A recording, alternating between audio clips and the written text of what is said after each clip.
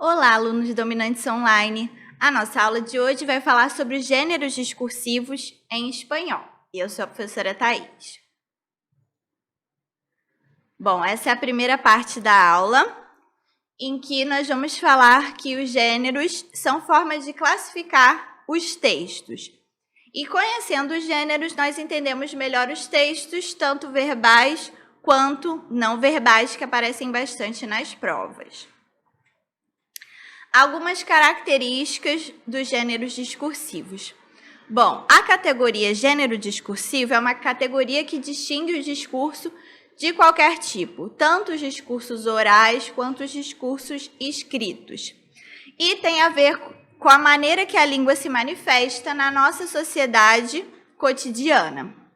Então, a gente usa os gêneros o tempo todo, quando a gente fala, quando a gente escreve, tanto uma mensagem para um amigo, uma carta, um e-mail, ou uma resposta numa prova, a gente sempre está usando um gênero discursivo específico.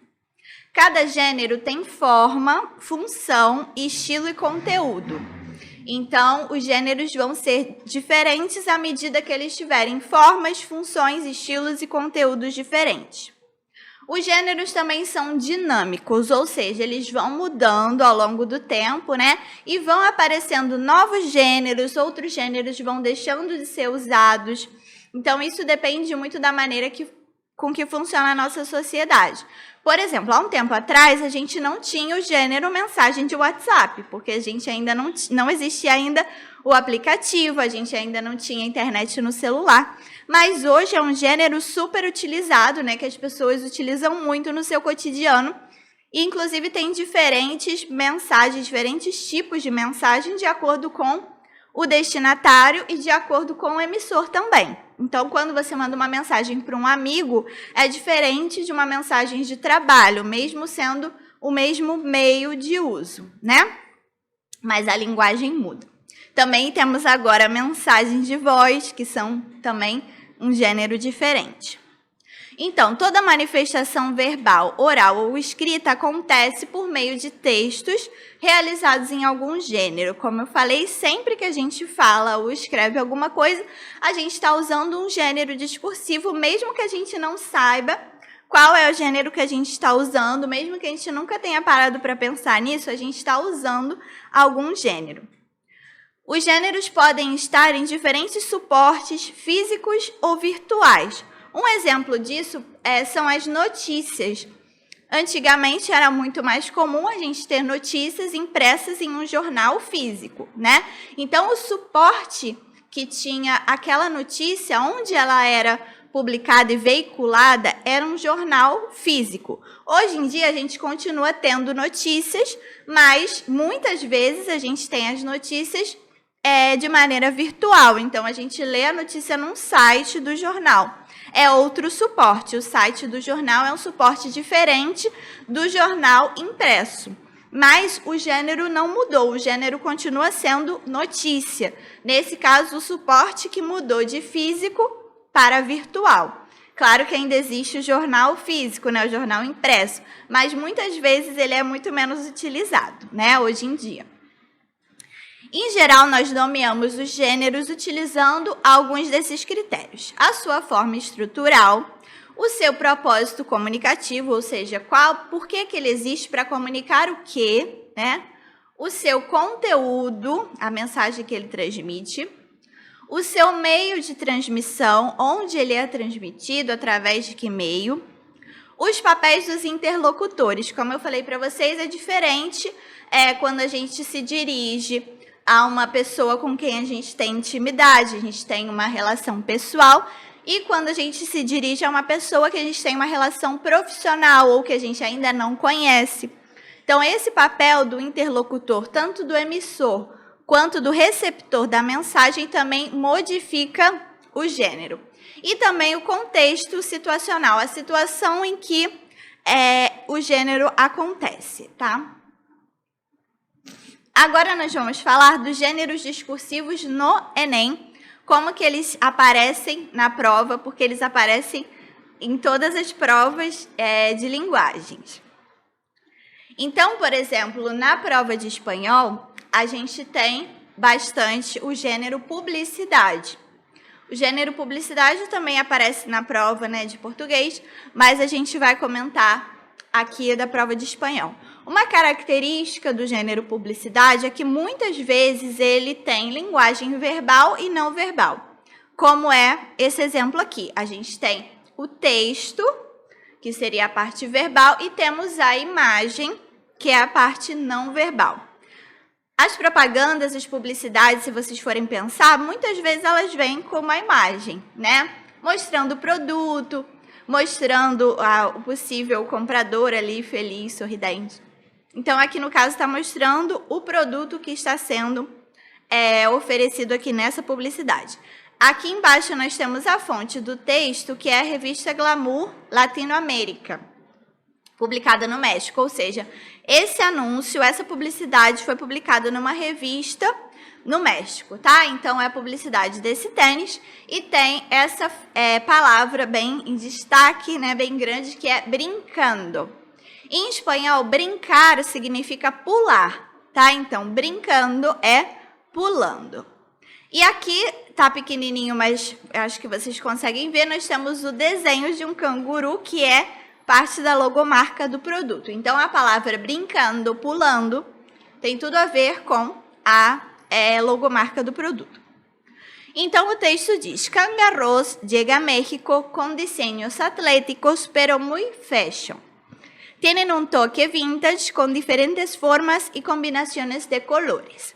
Lo más cool de esos tenis es que tienen bolsas para guardar llaves o dinero. Son ideales para hacer ejercicio y con unos jeans obtendrás un look urbano. E aqui tem o site do produto. Então, eles usam essa publicidade, as próprias características do produto, para promover o produto, né? Fala o que o produto tem de diferente, de interessante. Inclusive os bolsos, aqui as bolsas para guardar llaves ou dinheiro, é um pequeno bolsinho, que aqui tem um zíper, né?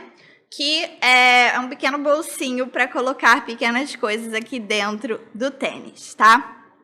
Então, a questão relacionada ao texto é uma questão em português, né? Porque é uma característica da prova do Enem, o texto é em espanhol, as perguntas são em português. E fala, o texto publicitário utiliza diversas estratégias para enfatizar as características do produto que pretende vender. É o que acabamos de ver, né? Assim, no texto, o uso de vários termos de outras línguas, que não a espanhola, tem intenção de. Vocês devem ter percebido que está, inclusive, em itálico, algumas palavras, né? Fashion, vintage, look, cool, aqui também. Então, por que eles utilizam outras palavras, palavras em outras línguas que não o espanhol nessa publicidade? Essa é a pergunta do Enem. Então, temos as opções: atrair a atenção do público-alvo dessa propaganda. B. Popularizar a prática de exercícios esportivos. C. Agradar aos compradores ingleses desse tênis. D. Incentivar os espanhóis a falarem outras línguas. E. Enfatizar o conhecimento de mundo do autor do texto.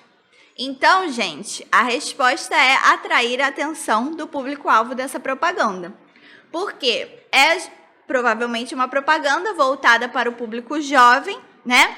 E utiliza essas palavras que muitas vezes são usadas como gírias em outra língua para chamar a atenção desse público. Então, essa é a intenção de utilizar palavras em inglês. Muitas vezes, a gente tem aqui também no Brasil, né, quando tem uma promoção, colocam lá em inglês sale, ou colocam alguns termos em inglês para promover um produto ou para promover uma promoção. A gente tem agora, por exemplo, Black Friday, né?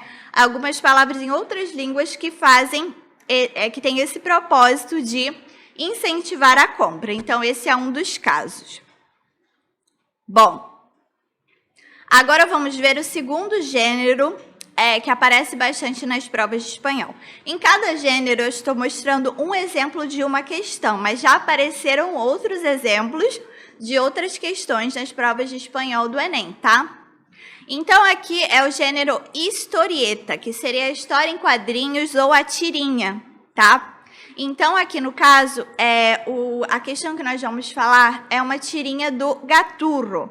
O Gaturro é um personagem bastante importante, que já apareceu várias vezes na prova do Enem, e que é originário da Argentina, tá? Então, é uma história em quadrinhos, originária da Argentina, então, originalmente está em espanhol, apesar de já ter a tradução para o português. Inclusive tem animação, né? Vocês encontram animações em português e em espanhol com o Gaturro. E temos aqui uma história em que ele é o personagem principal, que é o gato. Temos a outra personagem que é amiga dele, que é a Agatha, que está em várias histórias junto com ele. E nessa história está também a professora, tá? Então, a gente sempre olha, a historieta é um gênero que também geralmente mistura linguagem verbal e não verbal, né? Imagem, desenho e as falas dos personagens. Então, geralmente a gente observa o desenho primeiro para entender onde os personagens estão, o que eles estão fazendo, quem são os personagens. E depois a gente presta bastante atenção nas falas, tá? Quando a gente está lidando com língua estrangeira, também é muito importante a gente ver primeiro o desenho para saber quem são os personagens, o que eles estão fazendo, porque muitas vezes a gente não vai entender todas as palavras das falas, mas a gente precisa tentar entender a história através dos desenhos e quais são as mudanças ali que aparecem entre as ações dos personagens, né, de um desenho para outro. Então, nós temos aqui, por exemplo, uma situação em que eles parecem estar saindo da escola, né? Por quê? Aqui do lado aparece a escola, assim, no cantinho. Eles estão uniformizados, com a mochilinha nas costas, né?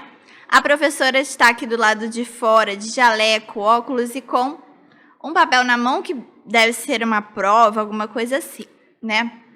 E aqui, nessa última imagem, nesse último quadro, a gente observa melhor a escola, inclusive aqui com a bandeirinha da Argentina. Então, vamos ler o que os personagens estão falando, observando também a expressão facial deles, né? Aqui a Agatha está espantada, ela fica espantada durante os 3 primeiros quadros, com os olhos esbugalhados. No último quadro, ela já muda a sua expressão facial. Então, alguma coisa aconteceu aqui para ela mudar a expressão. A professora não muda a expressão, ela está com essa cara de tédio, em todos os quadrinhos. E o Gaturro, aqui, ele tá com uma cara bastante... tá inclusive com corações do seu lado, né? Como se ele tivesse apaixonado, algo sedutor, alguma coisa assim. E no último quadro ele fica espantado. Então, as expressões se invertem, né? E a Agatha tem essa característica de sempre estar cortando a alegria do Gaturro. E aqui esse é um caso assim. Então, ele fala: Agatha, estou vivendo um torrido romance com minha maestra, Ruda Vinagrete. Maestra é a professora, tá? Então, ele fala aí para Agatha que ele está vivendo um romance com a professora, que é essa aqui. A Agatha, por isso ela está com essa cara de tão espantada. Aí ela responde: Desculpa-me, e ela sabe que está vivendo um romance com vós? E ele diz: Pero por favor, como se fosse... Claro que ela sabe, né? A Agatha pergunta, né? Você está vivendo um romance com a sua professora e ela sabe que está vivendo um romance com você? E ele diz como se ela soubesse, sim, com certeza, né? E aí ele continua: Mira, todos os dias le mando uma carta de amor e ella me la devuelve com marcas de rouge. E aí ele mostra aqui o papel, né? Que seriam as cartas de amor que ele manda e ela devolve com marcas de rouge, que seriam marcas de batom vermelho, né? E aí a Agatha pega o papel, por isso que ela fica com cara de decepção aqui. E fala, no Gaturro, são os errores de ortografia corrigidos em rojo. Rojo, em espanhol, é vermelho, né? Então, na verdade, o que ele achou que eram cartas de amor que ela devolvia com marcas de batom vermelho eram os erros de ortografia corrigidos em vermelho, né? Então, de um exercício, de uma redação que a professora marca de vermelho para corrigir. E ele confundiu com cartas de amor. Então, é claro, né? As tirinhas geralmente têm um ponto de humor, inclusive esse vai ser o tema da pergunta. Mas antes de falar disso, só vou comentar que a tirinha tem algumas características da variedade do espanhol da Argentina, tá? Então, por exemplo, usar o vos no lugar do tu. Então, em vez de falar está vivendo um romance contigo, na Argentina eles falam assim, né? Está vivendo um romance com vos. Então, o vos seria aqui com você, né? E na Argentina eles usam bastante assim. E também usar o verbo conjugado, usando o vos, como no desculpame, no mirar. Então, como a tirinha é argentina, tem características da variedade argentina do espanhol, tá? Então, a questão diz, o gênero textual história em quadrinhos pode ser usado com a intenção de provocar humor. Aqui eles usam a nomenclatura gênero textual e não gênero discursivo. É uma possibilidade, tá? É a mesma coisa falar gênero textual ou gênero discursivo. Mas, na verdade, a nomenclatura gênero discursivo é usada porque abrange todo tipo de discurso e não só os textos. Mas, na verdade, na prática, significa a mesma coisa. Na tira, o cartunista Nick, o Nick é o criador do Gaturro, né? Aqui tem a assinatura dele. Atinge o clímax dessa intenção quando? Ou seja, qual é o momento em que o humor aparece mais nessa tirinha? A. Apresenta já no primeiro quadro a contradição de humores nas feições da professora e do aluno. B. Sugere com os pontos de exclamação a entonação incrédula de Gaturro em relação à pergunta de Ágata. C. Compõe um cenário irreal em que uma professora não percebe no texto de um aluno sua verdadeira intenção. D. Aponta que Ágata desconstrói a ideia inicial de Gaturro a respeito das reais intenções da professora. E. Congela a imagem de Ágata indicando seu desinteresse pela situação vivida por Gaturro. Então, aqui a resposta é a letra D, né? Então, o momento em que a gente começa a achar graça da história é quando a Ágata desconstrói a ideia inicial de Gaturro a respeito das reais intenções da professora. Então, quando ela mostra para o Gaturro que ele estava achando que a professora estava apaixonada por ele, mas que não era nada disso, tá? Então, essa é a resposta correta. Bom, vamos ver agora o gênero reportagem, que também aparece bastante nas provas do Enem. Essa reportagem é da Revista Punto e Coma, é a revista Ponto e Vírgula da Espanha. Então, aqui diz: El camino de la lengua nos lleva hacia el siglo X, época en la que aparecen las glosas emilianenses en el monasterio de Suso en San Millán, La Rioja. Las glosas emilianenses están consideradas como el testimonio escrito más antiguo del castellano. Paso a paso y pueblo a pueblo, el viajero llegará al siglo XV para asistir al nacimiento de la primera gramática de la lengua castellana, la de Nebrija. Más tarde, escritores como Miguel de Cervantes, Calderón de la Barca, Miguel de Unamuno, Santa Teresa de Jesús o el contemporáneo Miguel Delibes irán apareciendo a lo largo del itinerario. Pero la literatura no es el único atractivo de este viaje que acaba de comenzar. Nuestra ruta está llena de palacios, conventos, teatros y restaurantes. La riqueza gastronómica de esta região é algo que o viajero deve ter muito em conta. Bom, então, esse texto, essa reportagem está falando sobre El Camino de la Lengua. E a própria questão vai falar que é um percurso para turistas na Espanha. Então, é uma rota turística que existe na Espanha que fala especialmente de lugares interessantes relacionados à língua espanhola ou à língua castelhana, né? Então, eles mostram, nesse percurso para turistas, lugares em que aconteceram coisas importantes para a língua.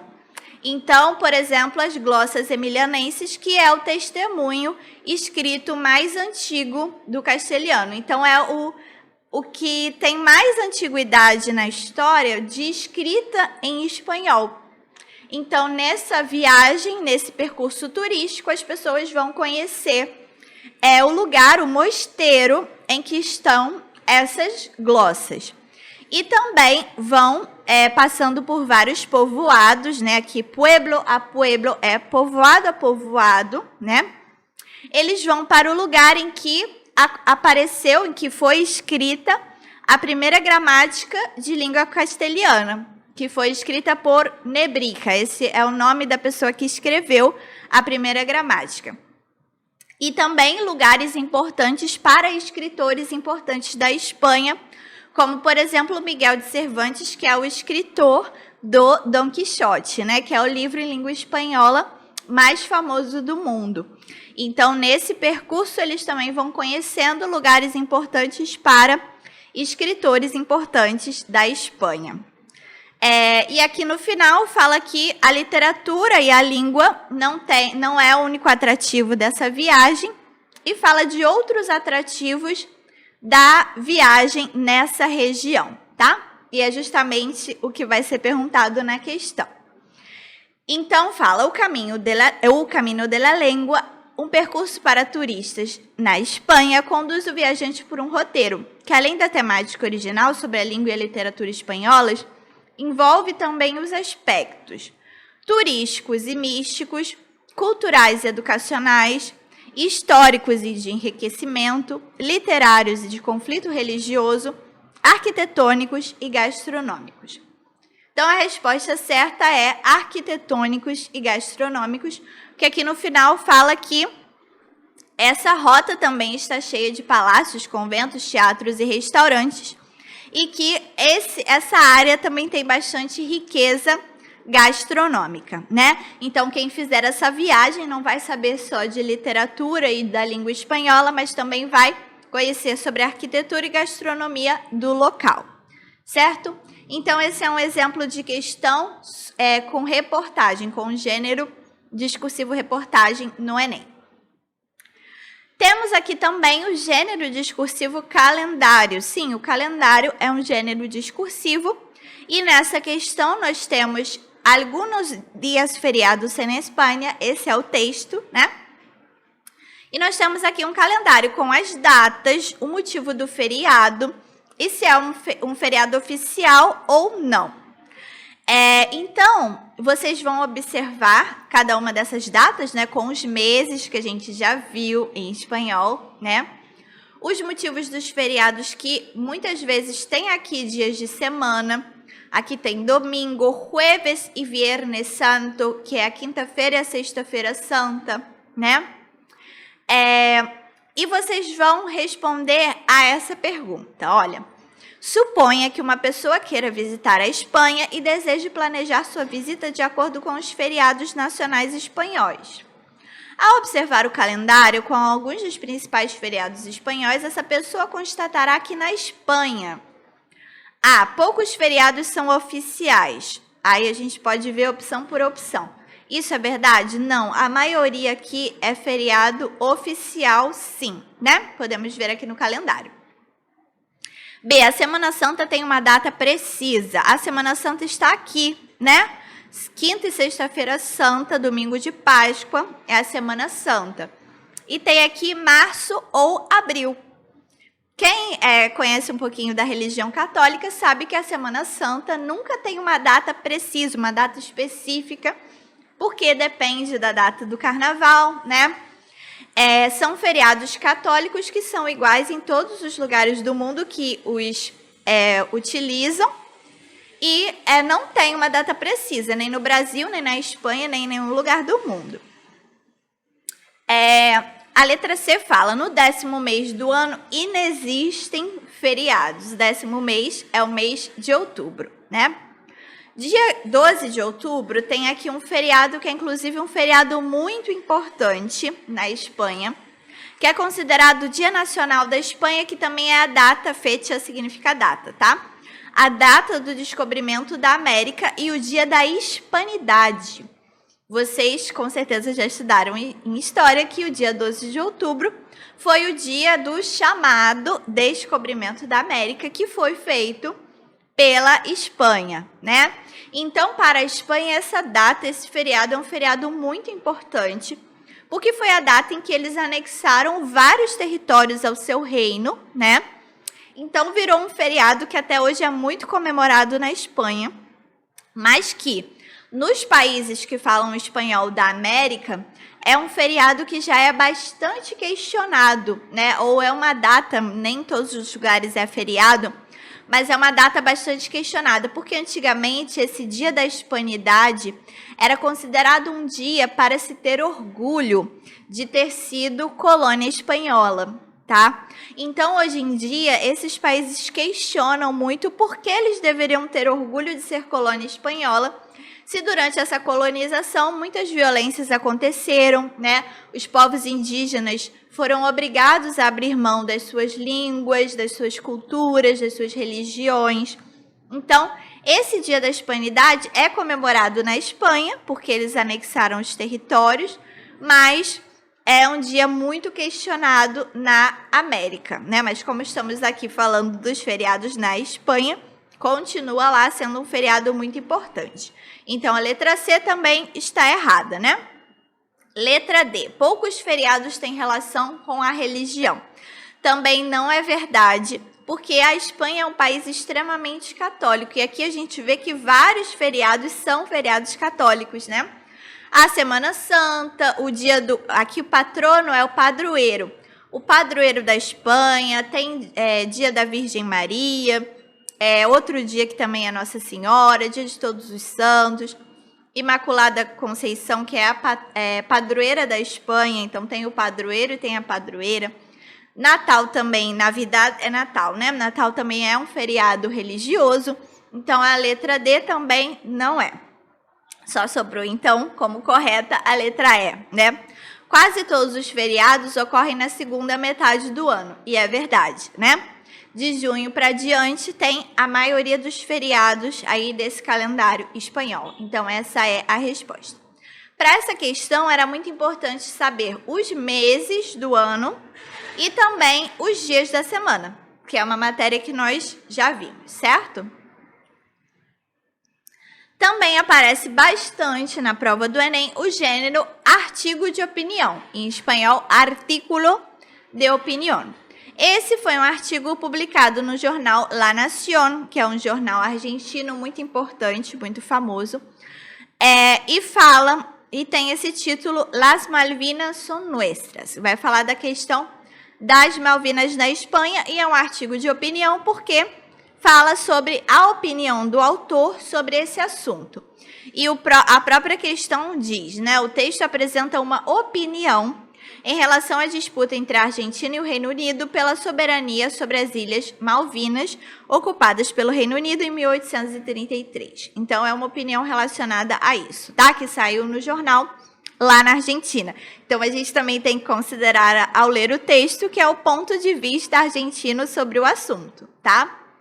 Então, o texto diz: "Si las islas son nuestras, esta afirmación no se basa en sentimientos nacionalistas, sino en normas y principios del derecho internacional, que, si bien pueden suscitar interpretaciones en contrario por parte de los británicos, tienen la fuerza suficiente para imponerse. Los británicos optaron por sostener el derecho de autodeterminación de los habitantes de las islas, invocando la resolución 1514 de las Naciones Unidas, que acordó a los pueblos coloniales el derecho de independizarse de los estados colonialistas. Pero esta tesitura es también indefendible. La citada resolución se aplica a los casos de pueblos sojuzgados por una potencia extranjera, que no es el caso de Malvinas, donde Gran Bretaña procedió a expulsar a los argentinos que residían en las islas, reemplazándolos por los súbditos de la corona que pasaron a ser Kerbels y luego ciudadanos británicos. Además, según surge de la misma resolución, el principio de autodeterminación no es de aplicación cuando afecta a la integridad territorial de un país. Finalmente, en cuanto a qué haría la Argentina con los habitantes británicos de las islas en caso de ser recuperadas, la respuesta se encuentra en la cláusula transitoria primera de la Constitución Nacional sancionada por la reforma de 1994, que impone respetar el modo de vida de los isleños, lo que además significa respetar sus intereses. Bom, então, como eu falei, é o ponto de vista argentino, né? Então, eles estão falando aqui que o direito de autodeterminação, que seria, né, os próprios habitantes da ilha dizerem se eles se consideram argentinos ou britânicos, não se aplica nesse caso, né? Porque os britânicos, quando invadiram a ilha, né, quando dominaram a ilha, expulsaram os argentinos que residiam lá. E os substituíram, aqui essa palavra reemplazando-los é substituindo-os pelos súditos da coroa britânica. Então, tiraram os argentinos que viviam lá e colocaram os súditos da coroa britânica. Então, hoje, quem mora lá, se for perguntado, eles não vão dizer que são argentinos, né? Então, esse princípio de autodeterminação não caberia nesse caso. E o texto também fala que esse princípio não se aplica quando afeta a integridade territorial de um país, e nesse caso afeta, né? Essas ilhas, elas estão geograficamente muito perto da Argentina. Então, elas têm a ver com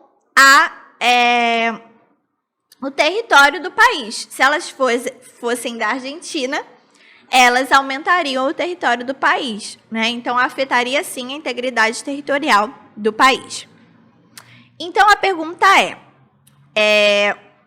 o texto apresenta uma opinião em relação à disputa entre a Argentina e o Reino Unido pela soberania sobre as Ilhas de Malvinas, ocupadas pelo Reino Unido em 1833.